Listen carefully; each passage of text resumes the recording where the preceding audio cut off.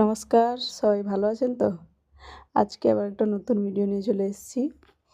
এটা হচ্ছে আমার বাড়িতে জন্মাষ্টমী পুজোয় কী আয়োজন হয়েছিল বা কীভাবে পুজো হয় প্রত্যেক বছর, সেই ভিডিওটাই আমি আপনাদের সঙ্গে শেয়ার করছি। আমরা ছোটোর থেকেই দেখে আসছি, আমাদের বাড়িতে প্রত্যেক বছরই এইভাবে জন্মাষ্টমী পুজো হয়ে থাকে। সব কিছু আমার দাদু আয়োজন করে। খই উখড়ো থেকে শুরু করে তিলের নাড়ু, নারকেল নাড়ু, সিমুই, পায়েস, পাটিসাপটা, সুজি, লুচি, ছোলা মটরের ভাজা, আরও অনেক কিছু থাকে। সব ভিডিওতে আপনারা আস্তে আস্তে দেখতে পাবেন সব কিছুই।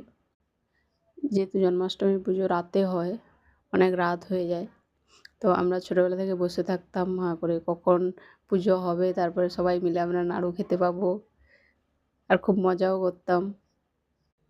প্রায় 25 থেকে 30 বছর ধরে এইভাবে আমাদের পুজো চলছে। আগে আমাদের মাটির মন্দির ছিল, সেখান থেকে এখন পাকার মন্দির করেছে দাদুই সব কিছুটা আয়োজন করে। প্রত্যেকটা পুজোতে, যেমন জন্মাষ্টমীর পাশাপাশি রাধাষ্টমী হয়, আমাদের বাড়িতে রাসের অনুষ্ঠান হয় 3 দিন। সব কিছুটাই দাদু অ্যারেঞ্জ করে, দাদুর উপরেই সব কিছু থাকে, নিজের দায়িত্বে সব কিছু করে। আর আমরা সবাই মিলে দাদুর সঙ্গে সহযোগিতা করি, আমি, আমার পিসিমণিরা, কাকু, দাদা, দিদি, মা, বাবা সবাই মিলে। নমস্কার।